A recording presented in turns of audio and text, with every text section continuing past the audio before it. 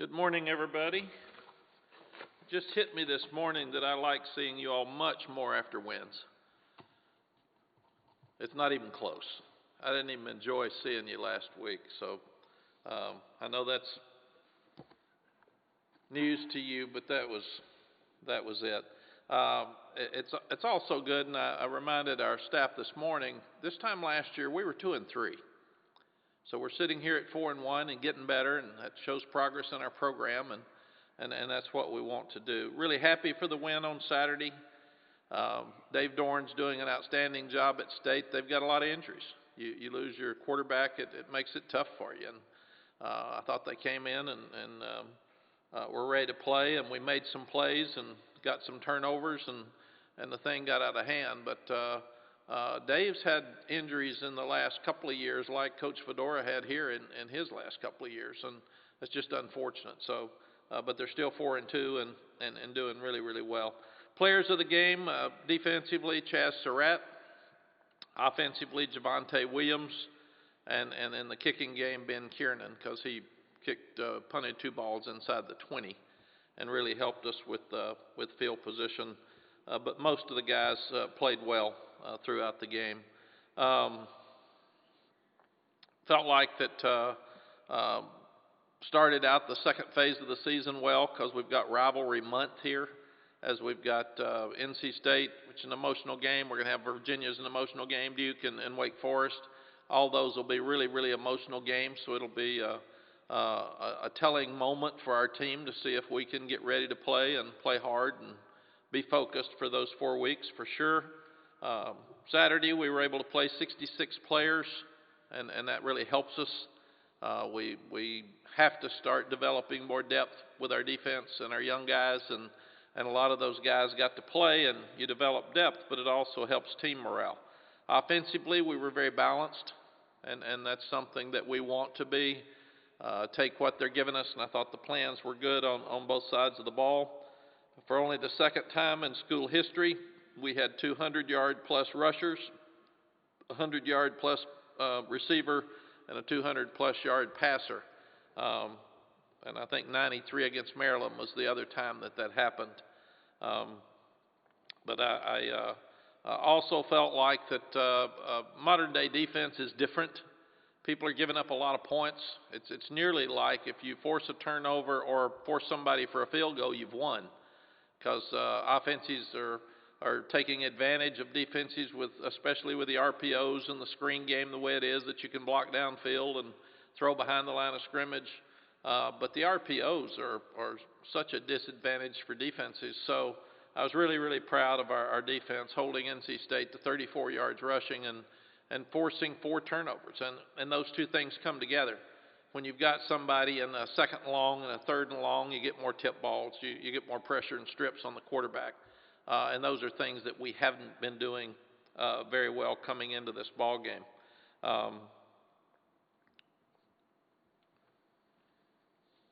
We'll talk about Virginia in a second.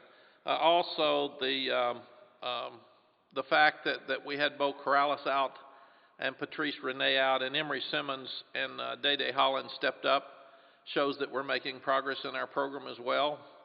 Both of those guys played really well, and you've got to have guys. With COVID and with injuries, you put yourself in a position where you can get yourself in trouble for sure. Special teams, it's the best we've played. Jonathan Kim has been amazing kicking the ball out on the kickoffs. It's been near automatic. Kickoff return on the onside kick, we covered the ball and did a good job at that point, which led to points. The punt return, we had a +8 return, but there's some others there. We're so close. We've got to get Daz open in the wide open field with our punt returns. Grayson Atkins missed the 22-yard field goal, but he came back and had the 40-yarder right before the half, and had a long one at the end of the game, the 34-yarder, and we actually kicked that just to have him continue to gain confidence, because we're going to need his kicks as we go through. And he's got such a strong leg that he gets it up so high that we've got to get him on track. He missed the first 2 at Furman, as I've said before, and he made 11 in a row. So hopefully he's gaining his confidence as we're moving forward. Someone had asked about how we choose our uniforms. That's done by the leadership committee. We have a 23-player leadership committee, and they meet every Tuesday or Wednesday, and they decide which uniforms they're going to wear. That I have absolutely no input. Don't question what they want. I just want them to play good in whatever they wear. So, and I think they've already got them picked for the rest of the year. Time management, some questions came up at Florida State the other night on how we're handling time management right before the half. Time management changed when the Butch Davis North Carolina-Tennessee play happened in the Music City Bowl, and you get a 10-second runoff. So you have to keep a timeout in your pocket as a head coach. So you really have 2 per half. You don't have 3. Because if you don't have a timeout and you have a 10-second runoff, then and you've got 9 seconds left to kick a field goal to win the game's over. So number one, you got 2 timeouts instead of 3. And then you have to make a decision. Do you want to use the clock play or let 15, 20 seconds run off? And those are decisions you have to make because you're going fast anyway. And what I like to do is always keep my timeouts in the pocket. I like to have them because if you've got 2 timeouts at the end of the half or even 3 with your 10-second runoff, then you've got a chance to do that. So it really worked and gave us enough time at Florida State. We just didn't hit the passes, but we had time to score. And the other night, we took it less than a minute. We took it down the field and had a chance to hit Michael Carter for the touchdown, and we overthrew it with 4 seconds left, and we kicked the field goal. So that's just the difference in the way time management used to work and the way it works now. Some people would say, use your timeout. Use it fast. I don't like to do that. I'd rather hold them as long as we can and make sure that we have them at the end. And like I said, we've won a lot of close games, and at Florida State it worked, and the other night it worked. So I like the way we're doing it. Start looking at the game specifically. We rushed for 326 yards, held them to 34. Normally when you rush for more yards than the opponent, especially with a separation like that, you've won the game. We had 84 plays to 63. That's 21 more plays, which wears them down and keeps their defense on the field a lot longer. We've got more depth on our offense than we do our defense, so when our offense stays on the field, it helps our defense, obviously. When you do that, you probably have more penalties because penalties are usually more offensive than defensive. So with 80-something plays, you're going to have some penalties. We dominated time of possession nearly 40 minutes to 20. I thought a huge improvement of this team this year. We had 5 red zone touchdowns in 7 trips, and all 5 were runs. And that's something we weren't doing well last year. It was an emphasis for this year, and we really feel good about that moving forward. We also forced 4 turnovers, but that's because we had them in 2nd long and 3rd and long. And that's what happens when you stop the run on first down. The punting was good because we punted it inside the 20 twice, and that really helped us for field position. We only missed 12 tackles on Saturday. We broke 27 tackles, and that was a huge differential as well. Part of that's because we were on the field 84 plays compared to them. Still had too many penalties. We'll see how many were penalties and were not after we get the report back from the ACC office this week. But we had 9 for 70. Again, I can't tell you all when we get them back what was called and properly and what wasn't, but we always look at that, and really and truly it's not what was called, it's what was called properly when you start trying to evaluate your team, and then you go to each player and try to make sure that he knows exactly why and how he did it. You go back over it on video and let him see it. 3rd downs, we were 7 of 12 because we were able to run the ball and be balanced. We held them for 4 for 10 on 3rd downs. They were 1 for 2 in touchdowns in the red zone as well. Last year's Virginia game, it was such a close game. The difference was Bryce Perkins. He ran for 112 yards of their 134, but he threw for 383 yards. And again, the biggest difference where they were 5 for 5. 4 of those 5 in the red zone were touchdowns. We were 0 for 3 in the red zone. and then we were 1 for 3 with a field goal, but 0 for 3 on touchdowns. On fourth downs, we were 0 for 3, but both teams had it. We were 7 of 13 on third downs. The yardage was pretty close, 539 for us, 517 for them.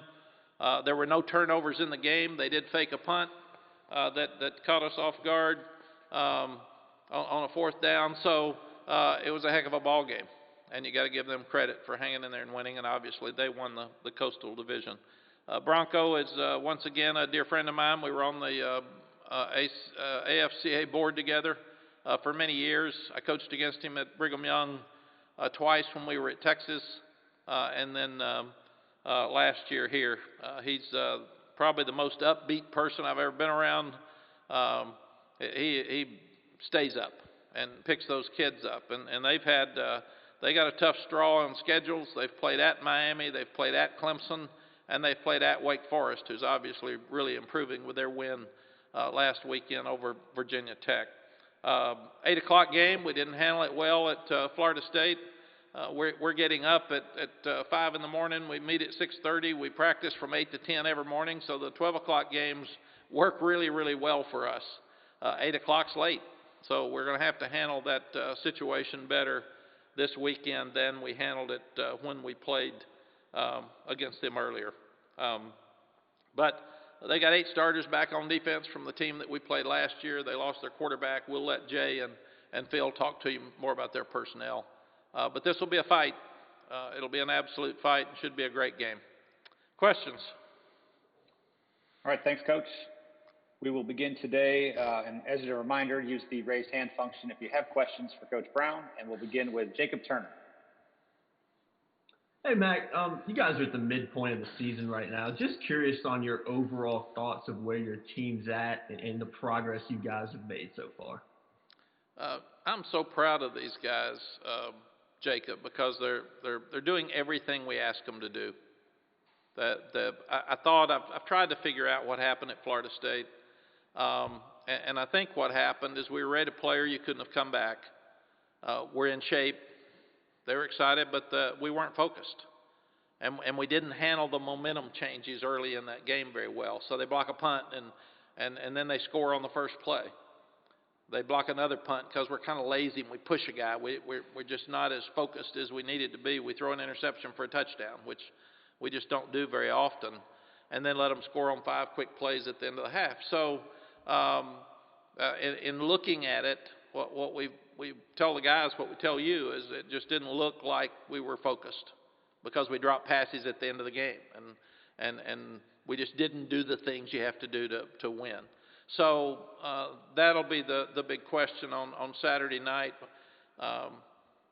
We've got a 4-game stretch here, NC State being one of those 4 games where the other team's going to have a lot of excitement. Are we going to match that excitement and enthusiasm?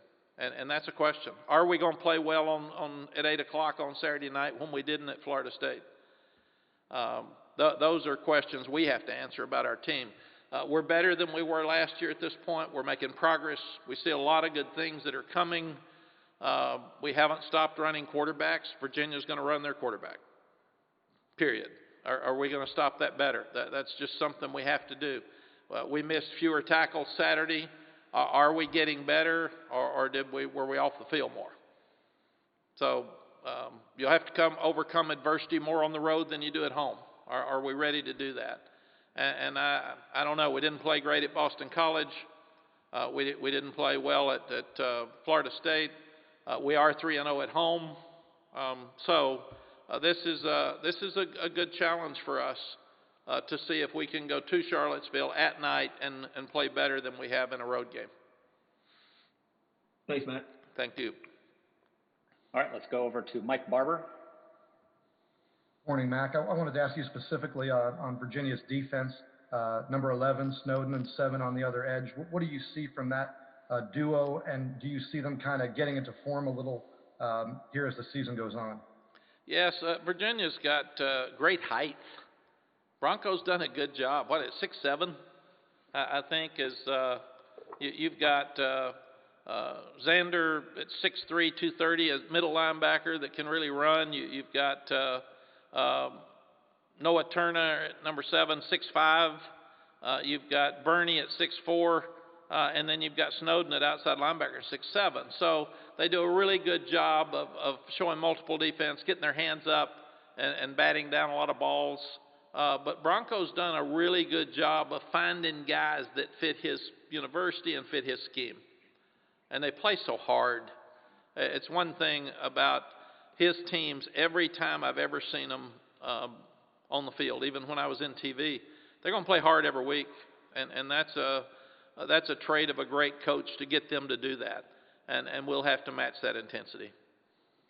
You just hit on this with your answer to Jacob's question, but I'm curious, throughout your career, what you've found is the secret or the key to getting a team to be consistent. I think you've had 3 seasons with 1 loss. I think you obviously had the undefeated season. Is there a trick to getting a team to be consistent? Mike, I think it is depth. It's quality depth because you're not tired. And last year, if we had Aaron Crawford play 92 plays or something at Pittsburgh, he's going to be tired the next week, and Strobridge and Fox, and that's why it was good that we were able to play 66 guys. I think maybe the most one of our defensive guys plays with 42 plays out of the 61. So, but I think that's it. Coach Broyles was doing a ABC TV game when I was the offensive coordinator at Oklahoma, and he said, "Son, let me tell you something now." I said, "Coach, how good do you think we can be?" Looking at us, and he said, "To have a successful season," we were all playing 11 games at that time. He said, "You're going to play hard about 4 times a year." And he said, "You're going to have to be better than the other team 7 times. And you're going to have to win some close games." So I don't understand that, Mike, still after 40-something years in this business. I don't know why that's so hard, but it is. And then to figure out, I was mad at our guys at Florida State. I told you all they didn't play hard. Well, they did.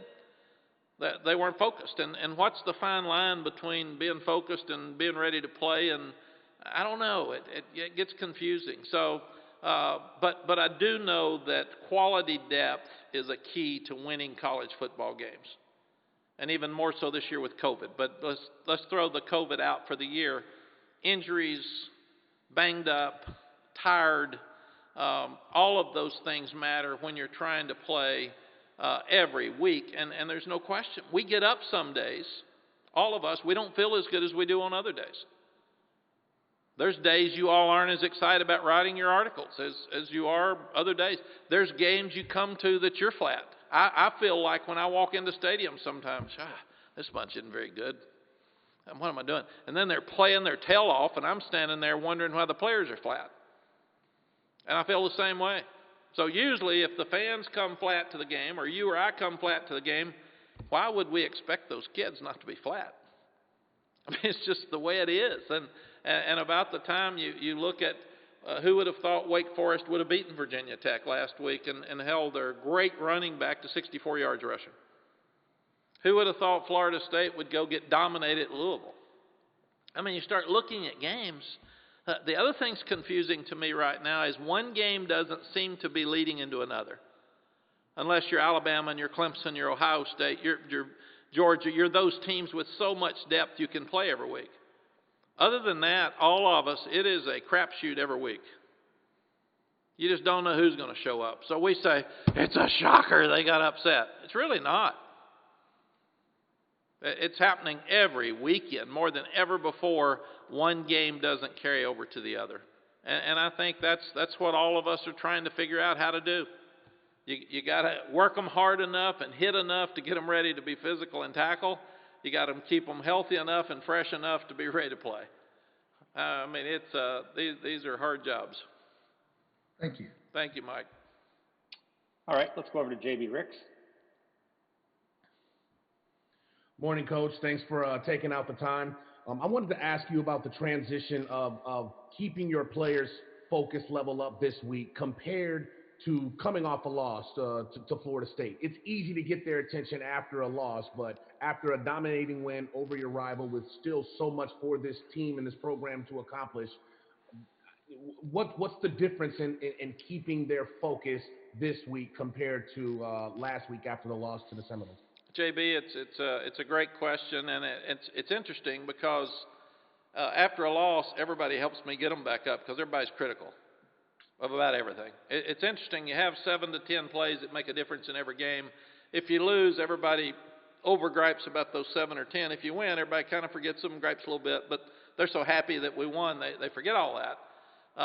So we had this discussion after practice yesterday. So after you beat Virginia Tech, everybody's patting you on the back and hugging you and talking about how great you are, and you listened to all of it and didn't play and got beat. So we can try it again if you want to. We can walk around and feel good about ourselves, or we can do what we say we're supposed to and put this thing away. I said after the victory meal on Sunday night, brag on yourself, enjoy it, have your highlights, text your buddies, talk to your parents, and have a blast when you go to bed tonight. And you can enjoy it till you go to bed. When you get up the next morning, and that's what's tough about them having press conferences on Tuesday, because you'll ask them about NC State more than you'll ask them about Virginia. But I said, talk about Virginia. NC State does not matter anymore. That one's gone. It's done for a year. We can't do anything about that game for another year. You need to focus on Virginia only. It's a one-game season, and I said if we can't do that, we'll be disappointed again on Saturday night like we were 2 weeks ago, and then we'll be saying, what happened? Well, we know what happened. You didn't practice well, you didn't focus, you let the wind beat you the next week. And you can't let a loss beat you twice, but you also can't let a win beat you the next week. You have got to learn from it because we have mistakes we can still fix, and then you've got to move on. Thank you, Coach. Thank you. All right, Andrew Jones, go ahead. Hey, Coach, you're at the midpoint of the ACC schedule. I was just kind of curious, what part of your team, what position group perhaps, are you most pleased with their growth from when fall camp started to where you are right now? Andrew, I think I'm most pleased with the offensive line. They had the least depth. They had the most question marks. You take a guy like Brian Anderson against McNeil on Saturday, who's 320. I mean, that's a load, and we helped them some in there, but those guys are playing with confidence.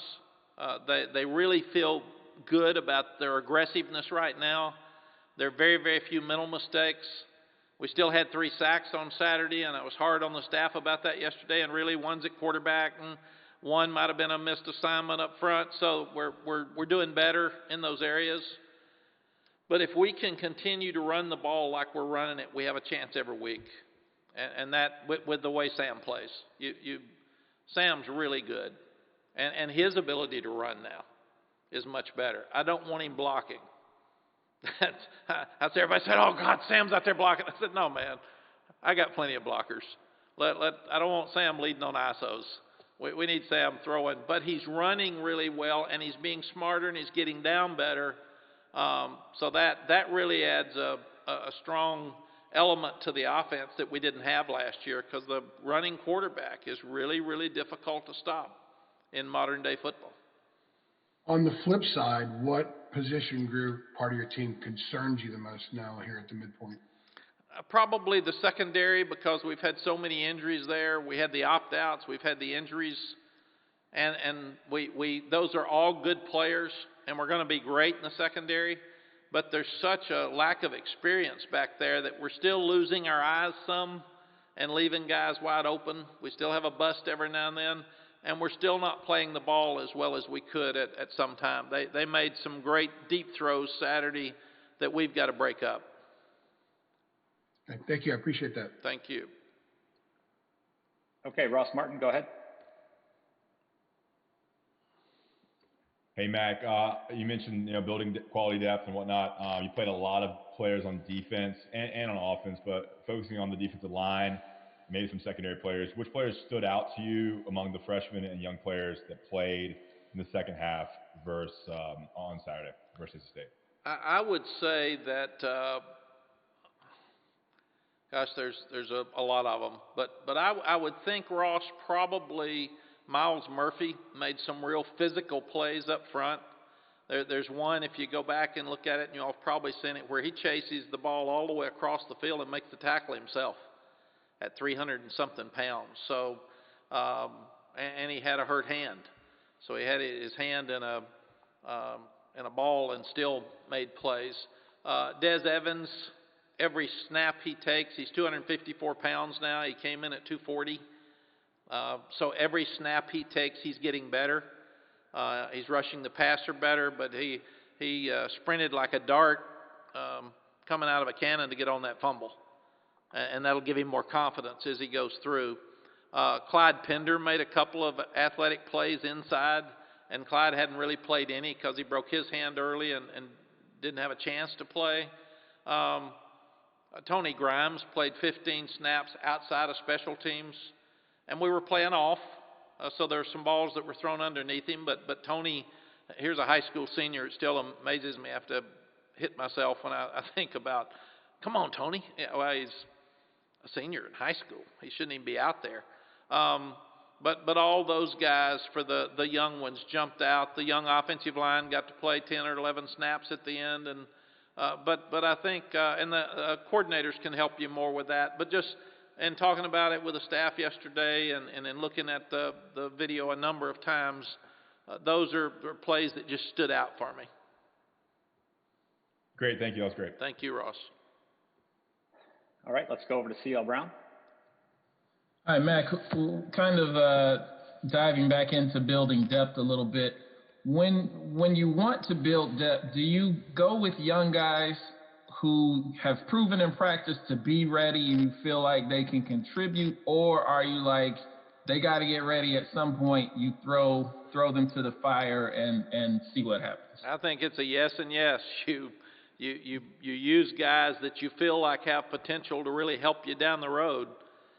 But weirdly enough, CL, and we talk about this every week, we're trying to win games while we're trying to get guys ready to play and to learn how to play. And that's why you usually play the young ones between the 220s. And in some cases, don't put them all in at the same time. Let a guy get some plays with the older ones around him so he can't mess it up. But hopefully after this year, we won't be doing that as much. That's what we missed in spring practice, and that's what we missed with the Charlotte game early. But we were so fortunate in a rival game to be able to play a lot of guys that maybe this will help those guys get over the hump where they can play quality snaps on Saturday night. Because Jaleel Taylor played really well, but he only played 21 plays, where at Florida State he probably played 60. So if we can keep fresh guys in the game at all times, that's really going to make us better, especially on defense, because those guys have to chase somebody down every play. And because we played more people and the defense wasn't out there as much, we didn't have loafs. And that's the other thing that young guys have a tendency to do is they don't know how to play hard every snap, so you have more loafs when they're out there. And then you have to point it out, but they have to play to point it out and say, we're not going to let you play if you keep doing this. You give us 100%. So I think you're right on. It's a tough call. Who do you play? How often? How many plays do you play them? And when do you put them in the game where you can get them experience and not lose the game? And is this with a vision that one season, maybe next year, maybe 2 years into your tenure, that you want essentially all juniors and seniors on the field, like you get to a point where you're not relying on any young guys and everybody has that experience? No, you still take your great players when they come in as freshmen and they can play. But you're not. We played 8 of them at one time, 8 freshmen on Saturday. I think we had out there on defense in a package. You don't want to do that. That's just too many, and especially without spring practice, without much summer work, and without other games under their belt. But we'll bring guys in like if you were going to play if Des Evans was coming in next year, there's no doubt we'd be working him to get him ready to play. And most of these guys, if they're great players, CL, you've only got them 3 years because they're going to go to the NFL. So you don't have long, man. That 3 years goes really quickly. And when the NCAA says this year doesn't count, well, it does to the NFL. They may be freshmen again next year, but they're 2 years into their 3-year time if they're good enough to leave and make some money after 3 years. And in our program, we will always want them to leave if they feel like they can make a whole lot of money or if they want to. I mean, those are, we would never ask somebody to stay. Thanks, Coach. Thank you. All right, Coach, last one comes from Jared Fialco. Jared, go ahead. Mack, following up on what Andrew and Jacob kind of broached with it being the midway point of the season, just curious as to your thoughts in general about this whole pandemic experiment, how it's worked, if it's gone better than expected, and in a time, too, where you've seen a resurgence of cases and we've almost approached record highs for the states and really across the country, how have you guys made it work to the extent that you have? That's another great question, Jared. I didn't think we'd be playing at the point when I heard the Big Ten and the Pac-12 opted out. That was probably as down as I've been, because what do you tell your players? What do you tell your staff? Because when those two said we're not going to play and there's medical reasons, basically, I thought we wouldn't play. But I had to keep our guys up and I had to keep our guys going, and then you go through and everything's going well, and then our students come back and that's not working and we send them home. I'm not sure if we'll get to play without students here.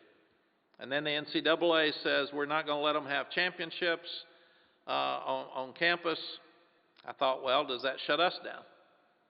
And then people start having games postponed because of COVID positives.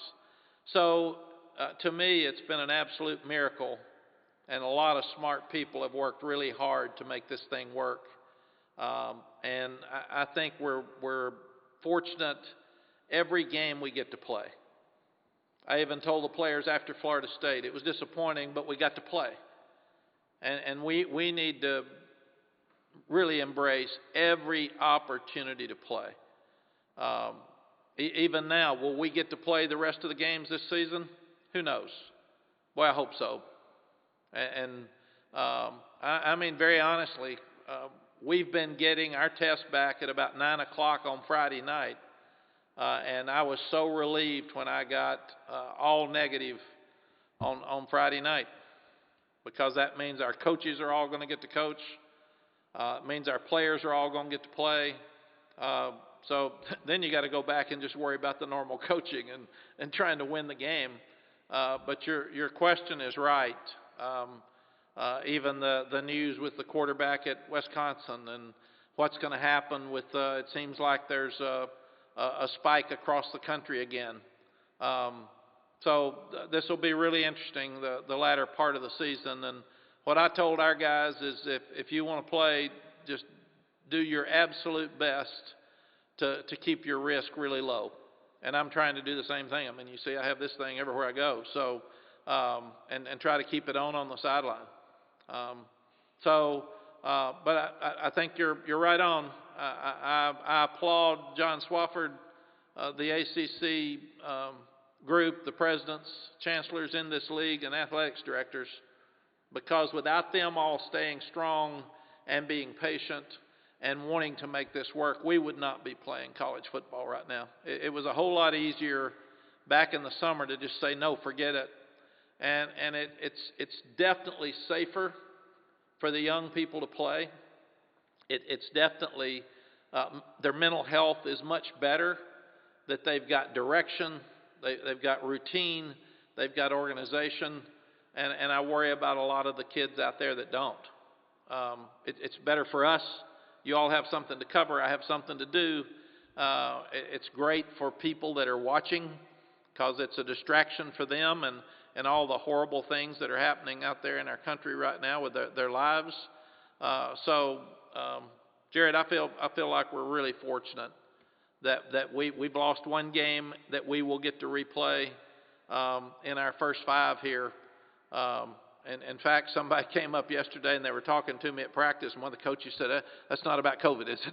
I said, no, it was actually just a question about the game. So everybody is on edge, and I think we're all going to stay that way till this season's over. This is one that there will be a lot of books written about, I'm afraid. Thank you, Mack. Thank you all. Have a great week, and I will see you on Wednesday.